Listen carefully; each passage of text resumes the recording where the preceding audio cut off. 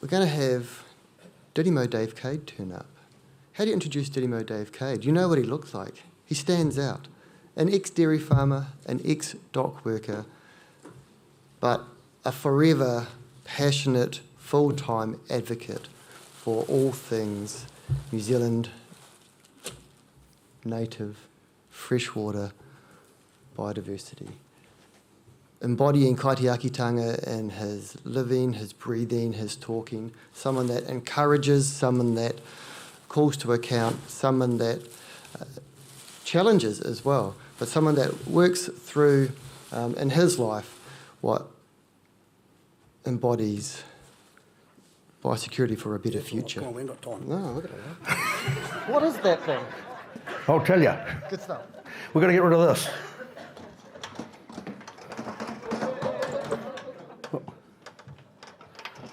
It's all right. I'm not a lectern speaker. So I asked the man to fit me up. Look, I got one of these. I like Mick Jagger. First time ever. Hey, Craig, thank you for the introduction. What he forgot to tell you is that he went home one night and his wife said, "You're going grey," and Craig said, "You would too if you were supervising Didimo Dave." So that's why he's gone grey. And the other guy down the back's gone grey, Cam Speedy. He got the same reason. He's been a mentor to me for 18 years. Hey, listen, it's wonderful to be here tonight. That was brilliant, a better ancestor. One of the biggest fears I've got in my life. One of the things that really drives me, I've got two beautiful grandchildren, little grandsons, okay? Little mokopuna. And one of the biggest fears of my life is that they'll ask their father one day, "What did Coro do to look after the lake or New Zealand?" And I don't want them to say, "Well, he watched a lot of Super Rugby." You know what I mean? Brilliant. Willie, you hit the nail on the head.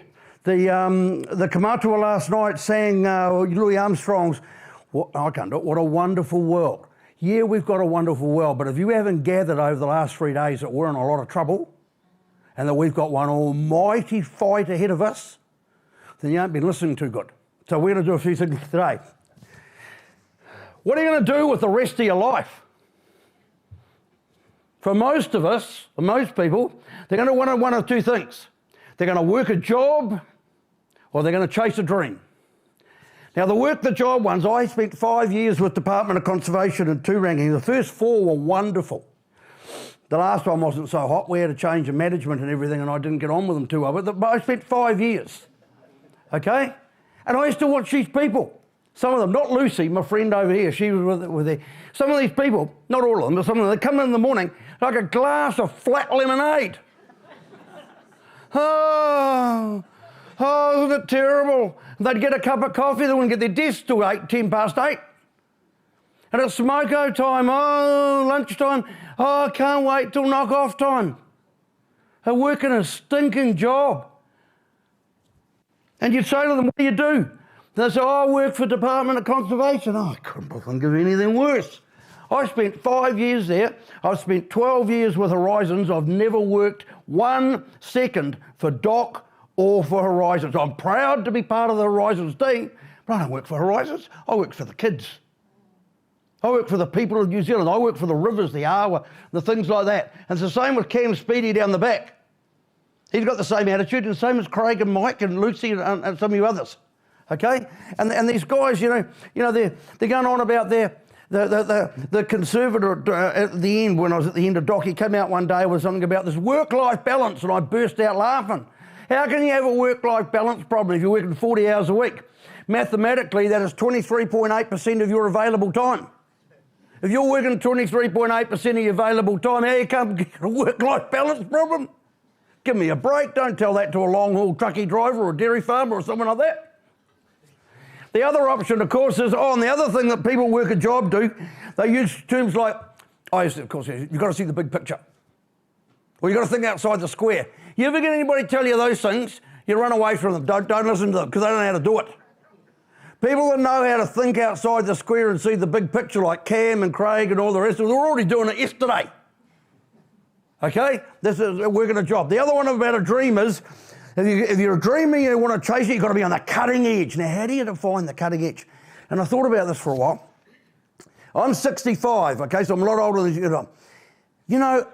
I doubt there's anybody my age who could tell you who took the 100-metre world record from 10.01 to 10 seconds. That's slow by today's standards, but I doubt anybody could tell you who took the world record. But there's a lot of us can tell you who took it from 10 to 9.99, because that was Jimmy Hines at the 68 at Mexico Olympics. Wow, under 10 seconds. It's only 100th of a second.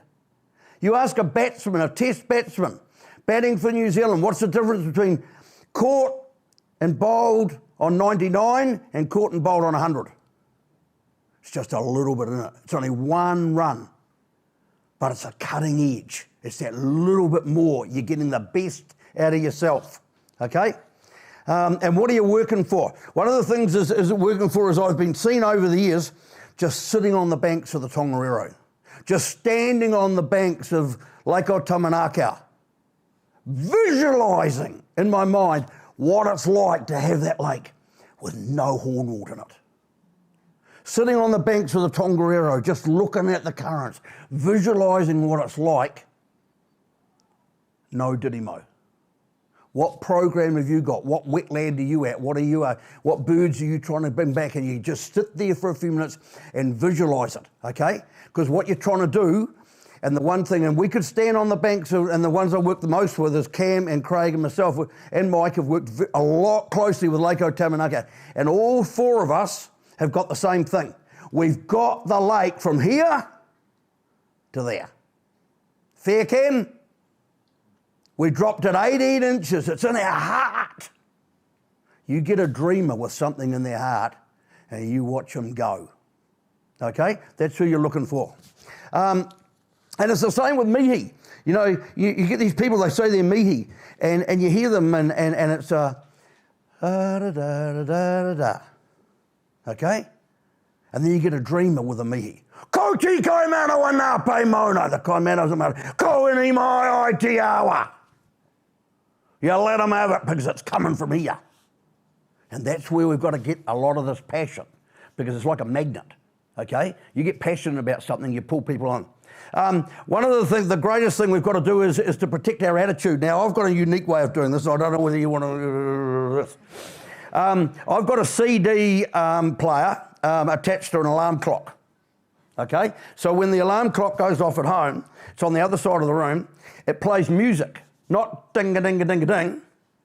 It starts off with something like, start me up, at full noise at 5:30 in the morning. Or Rockin' All Over the World by Status Quo, or one of my favourites is Hold On Tight to Your Dream by Electric Light Orchestra. Now, if you sleep with a partner, a lady or something, don't try this because you'll get the elbow. Okay? I get out of bed and I walk down the corridor one morning and I forgot my son Simon was staying with me. And he calls out, hey, Dad. I said, oh, sorry about that, mate. I forgot. He said, no, that's no problem. He said, but you're never going to get a lady in your life while you wake up like that. It doesn't matter. I get out in the kitchen, okay? I have my cup of tea or I have my breakfast. I sit down and read my goals. And then I get out in the car. I haven't got time or worried about what Winston Peters or David Seymour is talking about. I put in some music to fire me up like Eagle Rock, Surfing USA, You Ain't Seen Nothing Yet, The Revolution by the Beatles. By the time I arrive at my workplace, I'm like the fizz in the lemonade and everybody's going, what's he on? You know? What's he on? That's how I do it.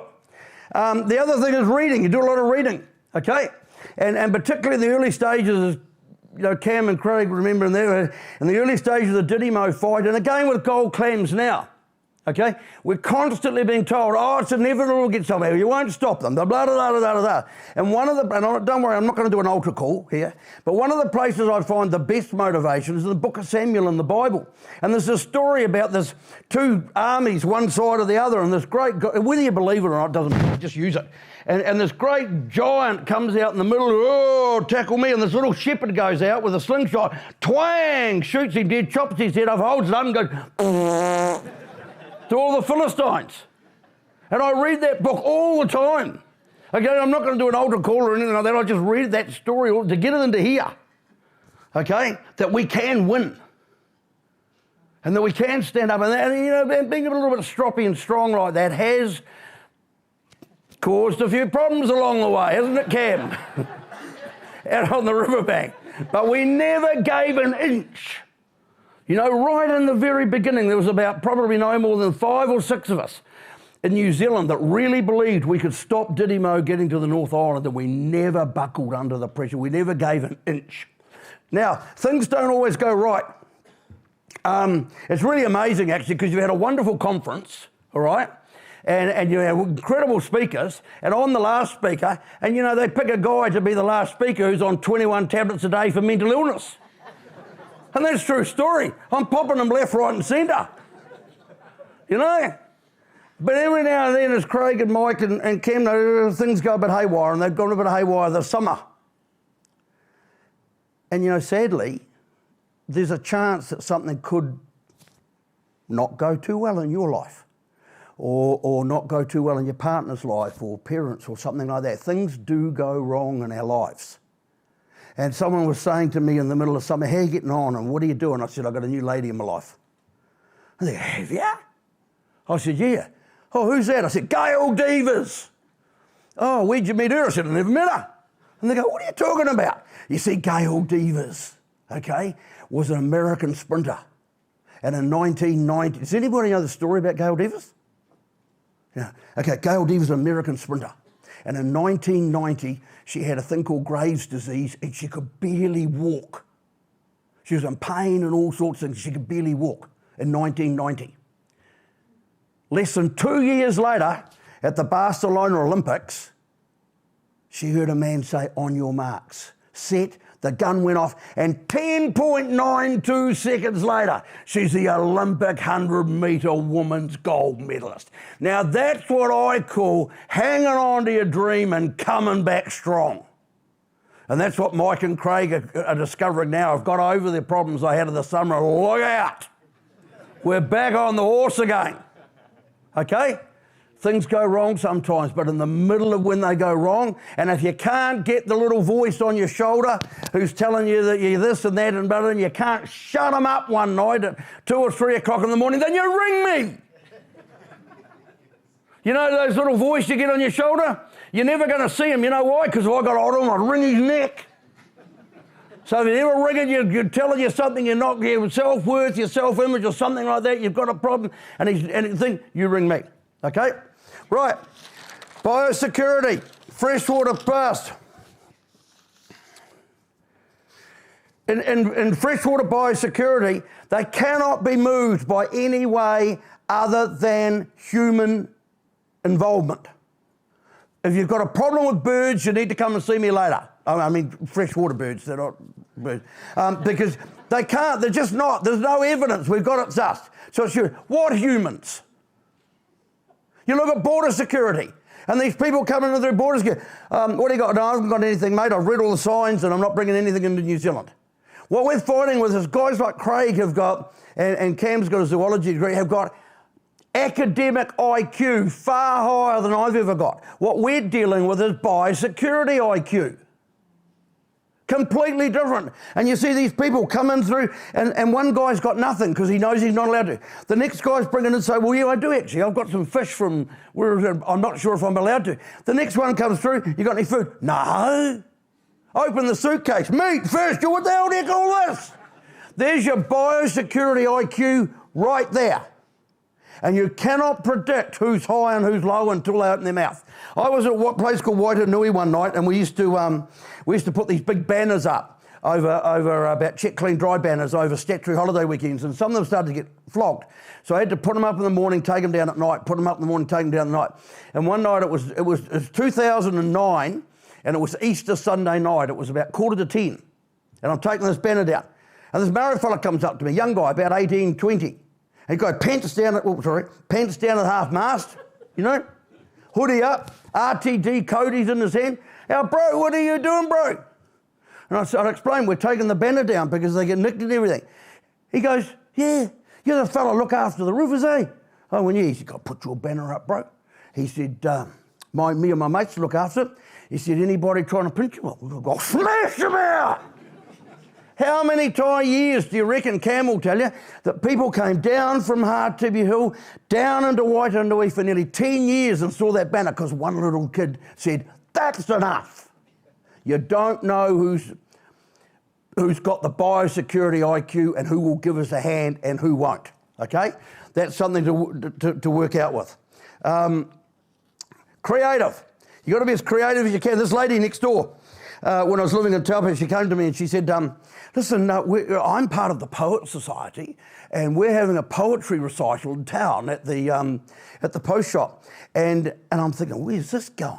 And she says to me, and we've got people who are going to do poetry and do this and blah, blah, blah, blah, but we've got no one who could take off Sam Hunt. And we wondered if you could. Oh, you know, I saw a bird, flew across the sky, landed in a tree. I said, well, I suppose I could, but I went back to the next day and said, I'd rather do something on my own. Okay, so I wrote this, I don't know if it's a poem or not. The associate professor of poetry from Victoria was there. He wasn't very impressed. It's crisis in the South Island as Didymo spreads throughout. Oh, it'll get here one day, say those a little doubt. The next year she's back. She wants another one. 29 million, did you hear that? 29 million little chicks and birds and things. The third year she's back. And I wrote another one. Oh, yuck, said the blue duck when he saw Didymo for the first time. It's always been my dream I'd never see that snot in my stream, and now it's here because someone didn't care. However will I feed amongst all this horrible weed, and now my habitat will die because someone forgot to check clean dry. You know, that ended up in the Mount Cook Visitor Centre. It ended up in the Blue Duck Cafe on the way out to Akaroa. It was in the local paper. I went around and saw my mother. I'm a published poet. You know? You got to have a go. The nylon, the signs you've seen around, you know, the boards that I painted, you know, that we put them on the back of the trailer because NZTA, they've all been painted by Jean-Paul Didymo. The French artist at Waitanui Studio paints these signs. This is this nylon trout that I've been building for the last few years. Fishermen, I used to pick it up off the riverbank, nylon in the top of fishing district. And people would say to me, they go, oh, there's a guy, oh, I always take my nylon home. I thought, someone's talking a load of rubbish here. So I started building this trout. It's a model trout, it's not for the shed. Now here's a question for all the people out there. We can't even get the fly fishing to pick up their nylon. How are we going to get them to clean their gear from river to river to river at 55 degrees C hot water to stop the spread of gold clams? Anybody got any ideas? Because we haven't. We got some major problems. So that was a sort of the creative thing like that. It's one of these things here. So I was going to show you too. It's just a bit of a laugh. This just comes from the organiser. What's the name of it? Yeah, upstairs. And I saw some people talking about this before, and they were saying, oh, you know, you get the rats and the weasels in there, and then how do you kill them? And of course, there's various methods you can do. I said, no, that's not how to do it. They said, how do you kill them? I said, well, I get a rat and something like that, and he's live. I put headphones over the top, then I play them through a Walkman, the speeches of the biggest plonker politician I can come up with. And geez, there's a whole lot of them out there at the moment, isn't there? 30 seconds of that, the rat's dead. So that's what that's about, okay? What else have we got here? You go the extra mile. You go the extra mile. You know, Lucy Roberts, my friend over here, okay? Lucy, all right? She now is a senior dock ranger in Hamilton, but she still goes back on a regular basis to help Project Tongariro because it's her passion. She doesn't go, you know? She just hops in the car and goes down and does it. She does it a little bit more. Darian Embling, the sign out there that says don't move alligator weed. Where Craig and I, and I think Mike was with us, and when we were in Hamilton, we were looking at northwest of Hamilton, we were looking at alligator weed and some swamps and that. And they said, look, we need some better marketing, we need some better things. And Darian Embling from Waikato Regional Council just looked at me and said, that's your job. I had nothing to do with Waikato Regional Council, but I knew what he was saying. What he was really saying is, he said, we need a bit of help. So I went home and I painted that sign and get out on the side of the road and put it out on the side of the road. Have a go, you know? You're allowed to do things like that. Advertising. Trudy Nelson is a radio announcer with Magic Radio. And she announced on the radio one time that she was coming to Taupo for King's birthday weekend. I thought, yeah, well, bloody in here. So I rang her up. Got hold of her. I said, you open to a deal? She said, oh, doing what? I said, you give us a plug for Check Clean Dry and the Biosecurity of Lake Taupo on your radio station and we'll come up with a smoked trout. Worked a treat. You know, she's given us quite a few plugs in that on there. All right? Someone came up to me the other day, this was a bit sad in a way, a business in Taupo rang me up and said, listen, we've just bought the ice bag business, okay? We just bought the ice bag business. And we reckon there's room on there for some advertising, like the Check Clean Dry logo. Would you be interested? And I went, oh yeah, what's the story? They said, well, it's going to cost me, because they didn't want to work with any authorities, which I thought was quite sad. They said, it's going to cost you $200 to get the plate made to put the Check Clean Dry on. My share of it will be $200. And they said, it'll cost you $1,000. My share would be $1,000 for 20,000 bags. So it'll cost you it's going to cost me personally $1,200 for 20,000 bags. I said, yeah, get out of here. They said, oh, we thought you'd been to it. No. But I said, if you make it 2,200 for 40,000 bags, I'm in like a robber's dog. And that's what we've got now. We've got 40,000 bags with the Check Clean Dry logo on, full of ice, going into the Taupo Turangi community. Sometimes you've just got to have a go. You know, you are allowed to do that. How are we going time-wise? 4 minutes. Okay, one story.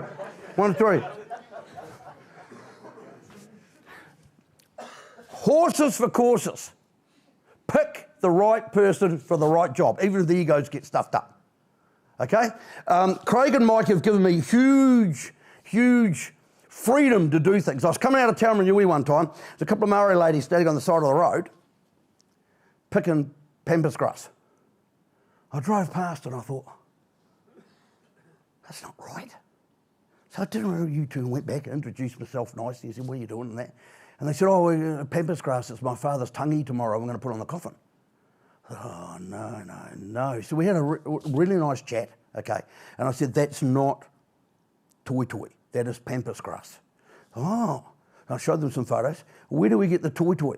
Or what do we do with that? I said, I'll tell you what, I'm going to make it my mission in life, okay, to get you some toi today. She said, who do you work for? I said, Horizons Regional Council. I'm with them. So I'm going to make it my mission to life to get you some toi today for your father, for the tangi for your father tomorrow to put on the coffin. All right? Where are you going to get it from? Down the road in a dock reserve. Are you allowed to do that? I don't give a shit. So down the road we went, out with the clippers and clip. Well, I did. Anyway, clip. I get back to her house in Tamarunui and guess who's there? Half the black power out of the North Island. And I'm thinking, yes! Because the black power, the mongrel mob and the tribesmen are three groups that we have not covered, okay? Because most people won't take them on, okay? And the thing that they do that we are not covering is a lot of them have access to and use hinakis. Is that the right word? And they put them in one stream, and then they're into another, and then they're into another. You get a dozen mongrel mob members standing on the side of the road. Most biosecurity people give them a wide path, not me. And not Cam and people like that. We're straight into them. Nicely. G'day guys, how you going? Can you give us a hand? That's one area that we are after those guys. And if you can get some of those fellas interested in the kaitiakitanga of the Awathe Whakapapatu, look out. Okay? Thing. Right, I'm going to finish on one thing here. I'm just about time, is it? Two things.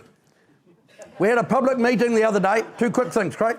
Public meeting in Hamilton and Taupo the other day, and someone was asking a whole lot of questions, and then I stood up and said, look, I had enough of this. In 1939, 1940, Britain was on its knees in World War II. The Americans hadn't joined, the Luftwaffe were bombing them, the U-boats were sinking the ships. Britain was on its knees, and what did Winston Churchill do? He stood up and he said, we will fight on the beaches, we will fight in the hills, we will fight, we will never surrender. I've had to give that speech quite a few times in the thing. We will fight in the riverbanks. We'll fight on the things. We will never surrender Aotearoa New Zealand to any pest, anything. We might lose a few battles, Willie? But we will not surrender. We will not put up with the inevitability. So it's inevitable that gold clams will get in Lake Taupo. Don't tell me that. I won't put up with it. We will fight with everything we've got for our mokopuna. And I'll finish on one thing. There's a lady out there, she was known as Tina Turner. Okay? I want you to get a picture of Tina Turner. I want you to put it in your car. I want you to put it on your desk, on your screensaver. I want you to put Tina Turner everywhere. Because when someone's out there and someone's giving you a hard time, the public are, or they're giving you things, complaining, I want you to, now I can't sing, but you're going to give this one, right? Ready? Oh, you're the best. You're better than all the rest. Better than anyone I've ever seen. Oh, you're the best. And don't you ever forget it. See you later.